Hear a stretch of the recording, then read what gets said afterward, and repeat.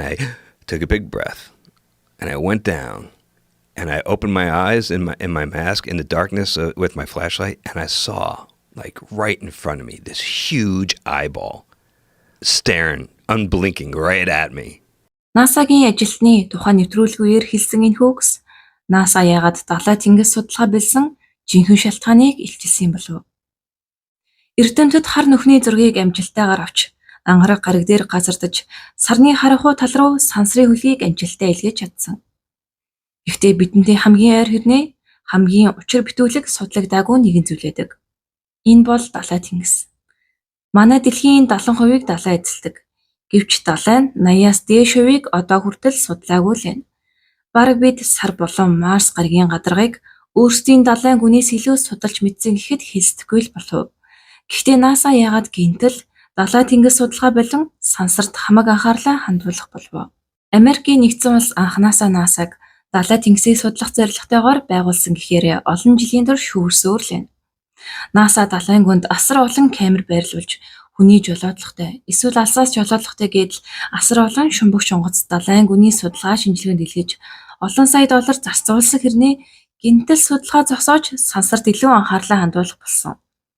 Тэд үнэхээр аимшигтай зүйл олж нэн үүнийг олон нийтэд дэлгээлгүйгээр харин оронд нь өөр амьдарч болох гариг ертөнц сайхаар сансарт анхаарлаа төвлөрүүлж эхэлсэн болов.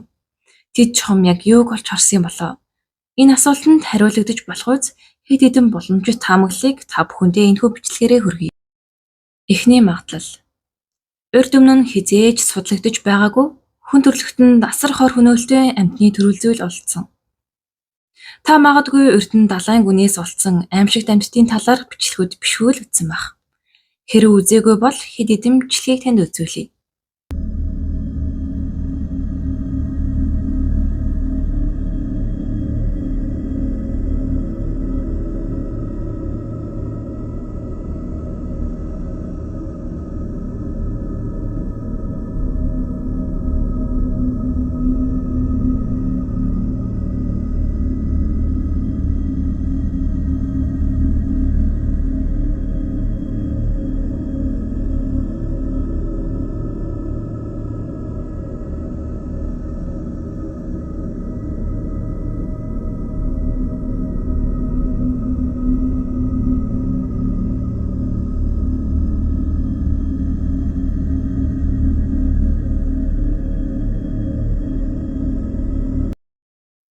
Тэгвэл энэс ч илүү аимшигтай амьтныг далайд ороос олсон бол яах вэ?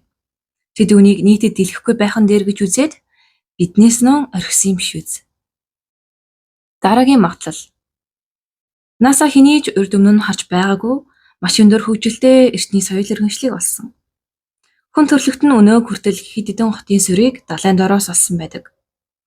Үүнээс жишээ дурдвал манай эртний өмнөх 2000-ад оны үед харьяалагдах усан доор хаягдсан баларгтны сүрэнгийн үлдэгдэл 1967 онд Грекийн өмнөд хэсэгт Лакониагийн зүүн тэргээс олгүй далайн дороос олдсон байдаг. Янз бүрийн барилга хашаа бохон энэ усан доор хотоос олджээ. 46500 гаруй метр квадратыг эзлэх энэхүү хот одоо хүртэл усан доор олноос агуулan хөвцөөр л байна.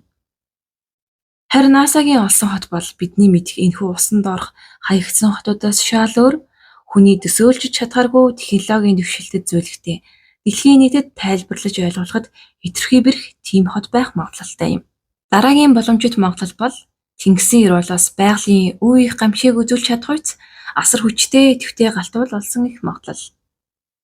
Бид нар хуурай газрын галтуул агаард хортой хий ялгаруулдаг, үнсэн амьсгал боогдуулдаг, халуунлаа цацдаг гэдэл хүн төрлөختөнд ямар хор хөнөөлтийг мэддэг билээ. Харин усан доорх галтуул хэрэг хор хөнөөл бидэнд үзүүлж чадах талаар төдийлөн мэдлэг байхгүй.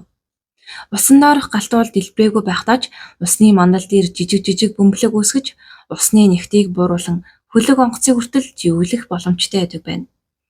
Жишээ дуртахад 1952 онд Японы судалгааны баг усан доорх галтуулыг судалж явах явцдаа живж 31 хүн амнасаа алдсан байдаг. Усан доорх галтуул дэлбэрэлтийг хянан гэдэг нь өөрөө маш хэцүү төдийгүй ихэнх нь хуурай газраас маш зайдуу байдаг учраас ажиглалт хийх арга хэрэгсэл нь хязгаарлагдмал юм. Усан доорх галтуулын дэлбэрэлт нь агаар мандалд их хэмжээний үнс хорт хий ялгаруулж нарны гэрлийн тусгалыг нэмэгдүүлэх, эсвэл агаарын температурыг бууруулах зэрэг богино хугацаанд асар хүчтэй уур амьсгалын өөрчлөлтийг үүсгэх чадвартай байдаг байна. НАСА-гийн далайн ёроолоос олсон галтуул нь асар хүчтэй учраас ард иргэдэд мэдээлэл нь гинтийн зочрол айдас давтуулах эрсдэлтэй гэж үзэн нууцлсан байж магадгүй юм.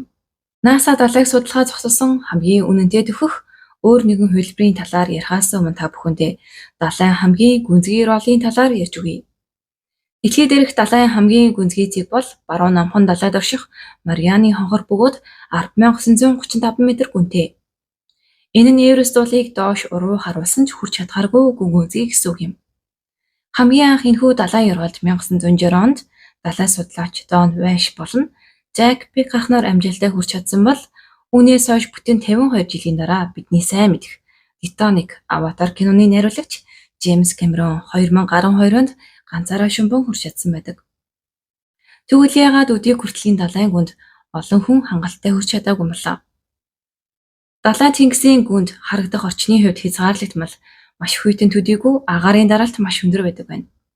Бараг далайн гүн рүү хүн илгээснээс өөр гариглах хүн илгээх нь хамаагүй амарч гэж зарим судлаачид үздэг. Усанд доошоо шумбах тусам агаарын дараалт ихсдэг бөгөөд 11,000 метрийн гүнд орших Марианы хонхорт шумбах үед таныг газрын гадагт ирэхээс 1000 дахин их агаарын дараалт арна. Зүйрлэж хэлбэл 10 ширхэг Эйфелийн цамхаг таны дээрээс дарж буйтай адил гэсэн үг юм. Үүнээс харахад 1000 техник технологийн төвшөлт байлаач агаарын өндөр даралтыг төсвөрлөн далайн гүнд очиж чадах төхөөрөмж хийн гэдэг нь өөрөө асар хүнд сорилт юм. Жишээ дутахад 2014 онд Нейрос шумбагч онгоцыг Нью Зеландын зүүн хойд хэсэгт алсын жолоодлогоор шумбуулсан ч харамсалтай нь тэрхүү машин ойролцоогоор 10 км-ийн гүнд очиод асар өндөр даралтыг төсвөрлөлгүй дэлбэрсэн байдаг. Магадгүй өнөөгийн бидний техник технологи далайн гүнг судлах хангалттай хүчин чадалгүй ч юм билүү хэн мэдлээ. НАСА яагаад далай тэнгисийг судалгаа билсэн шинэхэн шалтгаан яг юу болох талаар олон таамаглал бидний дунд хөрсөөр л байна. Ганц л үнэн зүйл бол бидний амьдарч буй дэлхийд маш олон зүйлс нууц хэвээр үлдсээр байна. НАСА-г судалгаа билсэн эдгээр шалтгаануудаас аль нь яг үнэн болов? Хариултыг танд үлдээе. Цаашдаа сонирхолтой бичлэг хүрэхтвэл та бүхэн лайкаа дараад subscribe хийгээрэй. Баярлалаа.